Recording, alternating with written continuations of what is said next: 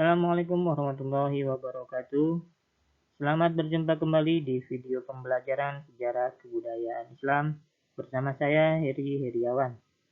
Hari ini kita akan bersama-sama menjelajahi sebuah era yang sangat gemilang dalam sejarah peradaban Islam. Sebuah masa yang menjadi sumber inspirasi bagi inovasi dan kreativitas hingga kini. Mari kita menggali lebih dalam tentang keemasan Abbasiyah. Dalam pembelajaran kita hari ini, kita akan mulai dengan memahami secara singkat apa itu Daulah Abbasiyah. Kemudian kita akan mencari tahu mengapa periode ini seringkali disebut sebagai zaman keemasan. Kita juga akan mengidentifikasi faktor-faktor kunci yang mendorong kemajuan pesat di masa itu. Menelusuri berbagai bidang ilmu pengetahuan yang berkembang, mengenal beberapa tokoh ilmuwan muslim yang luar biasa dan kontribusi mereka, serta yang tak kalah penting, kita akan merenungkan bagaimana semangat dari masa lalu dapat menginspirasi kita di masa kini. Di akhir, kita akan menyimpulkan apa yang telah kita pelajari dan membuka ruang untuk diskusi. Daulah Abbasiyah muncul setelah menggantikan kekuasaan Daulah Umayyah sekitar tahun 750 Masehi. Mereka mengambil langkah penting dengan memindahkan pusat pemerintahan ke sebuah kota yang kemudian menjadi ikon peradaban, yaitu kota Baghdad. Di bawah kepemimpinan Abbasiyah yang berlangsung selama berabad-abad, sebuah era transformasi besar terjadi, meletakkan fondasi bagi banyak kemajuan di berbagai bidang. Periode kekuasaan Abbasiyah seringkali diidentikan dengan istilah zaman keemasan Islam. Mengapa demikian? Karena pada masa inilah kita menyaksikan puncak dari perkembangan intelektual, ilmiah, dan budaya dalam sejarah Islam. Baghdad tidak hanya menjadi pusat politik, tetapi juga menjadi magnet bagi para cendekiawan dan ilmuwan dari berbagai penjuru dunia. Warisan dari masa Abbasiyah ini bahkan memberikan kontribusi yang sangat signifikan bagi perkembangan ilmu pengetahuan di Eropa pada abad pertengahan dan masa Renaissance.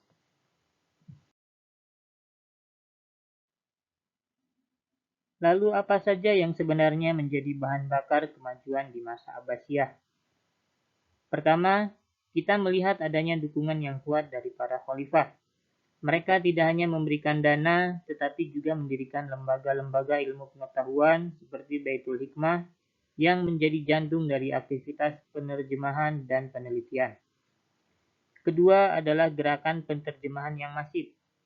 Karya-karya klasik dari Yunani, Persia, India, dan peradaban lainnya diterjemahkan ke dalam bahasa Arab, membuka khazanah ilmu bagi para sarjana muslim. Ketiga, adalah keterbukaan dan toleransi yang relatif tinggi pada masa itu, memungkinkan ilmuwan dari berbagai latar belakang agama untuk bekerja sama dan bertukar ide. Dan yang terakhir adalah semangat keilmuan yang mendalam, didorong oleh ajaran agama dan rasa ingin tahu yang besar. Dalam bidang kedokteran, kita mengenal sosok Ibnu Sina, atau yang di barat dikenal sebagai Avicenna. Karyanya yang monumental, Al-Qanun fit Tibb atau Konun Kedokteran, menjadi kitab suci kedokteran selama berabad-abad. Selain itu, ada Al-Zahrawi yang kita kenal sebagai bapak ilmu bedah modern, dengan deskripsi detail tentang berbagai prosedur bedah dan alat-alatnya. Pada masa ini juga didirikan rumah-rumah sakit dengan organisasi yang baik dan mengedepankan perawatan pasien yang humanis.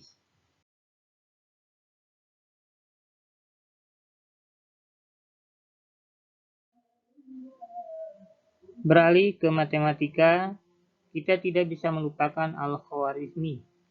Beliau adalah tokoh penting dalam pengembangan aljabar, sebuah cabang matematika yang namanya bahkan berasal dari kata Arab, yaitu aljabar. Kontribusi Al-Khwarizmi lainnya adalah pengenalan sistem bilangan Hindu-Arab, termasuk konsep angka nol yang revolusioner dan sangat penting bagi perkembangan matematika dan ilmu komputer modern. Langit pun tidak luput dari perhatian para ilmuwan Abbasiyah. Al-Battani atau Al-Batenius di barat memberikan kontribusi besar melalui penyusunan tabel-tabel astronomi yang jauh lebih akurat dari sebelumnya. Pada masa ini juga didirikan observatorium yang memungkinkan penelitian langit dilakukan secara sistematis dan menghasilkan data yang lebih presisi.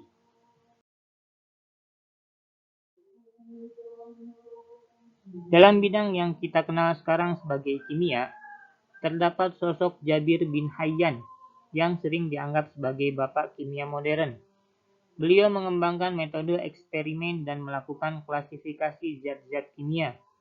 Proses-proses seperti destilasi, kristalisasi, dan sublimasi juga merupakan hasil dari pengembangan ilmu kimia pada masa Abbasiyah. Selain tokoh-tokoh yang telah kita bahas, masih banyak lagi ilmuwan gemilang pada masa Abbasiyah. Ada Al-Farabi, seorang filosof dan ahli musik yang juga memberikan pemikiran tentang politik. Kemudian ada Al-Biruni, seorang ilmuwan serba bisa yang menguasai astronomi, geografi, sejarah, dan farmasi. Bahkan berhasil menghitung radius bumi dengan cukup akurat.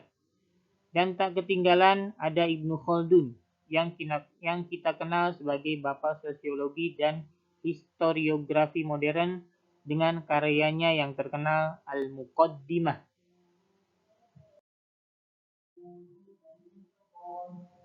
Lalu, apa yang bisa kita pelajari dari zaman keemasan ini untuk kehidupan kita saat ini? Semangat mencari ilmu tanpa batas, ketekunan dan kegigihan dalam menghadapi tantangan, pentingnya kolaborasi dan berbagai pengetahuan, kemampuan berpikir kritis dan analitis, serta tujuan mulia untuk menggunakan ilmu demi kemaslahatan umat manusia adalah nilai-nilai luhur yang diwariskan oleh para ilmuwan Abbasiyah.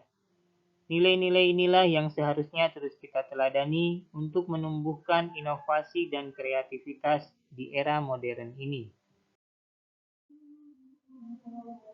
Sebagai kesimpulan, masa Daulah Abbasiyah adalah periode yang sangat penting dalam sejarah peradaban Islam. Ditandai dengan kemajuan yang luar biasa dalam berbagai bidang ilmu pengetahuan dan peradaban, dukungan dari penguasa, gerakan penerjemahan yang sistematis, lingkungan yang terbuka dan toleran, serta semangat keilmuan yang tinggi menjadi pendorong utama kemajuan ini. Warisan intelektual dari masa Abbasiyah ini tidak hanya memperkaya peradaban Islam, tetapi juga memberikan kontribusi yang sangat besar bagi perkembangan ilmu pengetahuan di dunia. Semangat inovasi dan kreativitas yang ditunjukkan oleh para ilmuwan Abbasiyah inilah yang seharusnya terus menginspirasi kita. Terima kasih atas perhatian kalian semua. Semoga apa yang kita pelajari hari ini dapat memberikan inspirasi dan menambah wawasan kita tentang kejayaan peradaban Islam di masa lalu. Demikian, Assalamualaikum warahmatullahi wabarakatuh.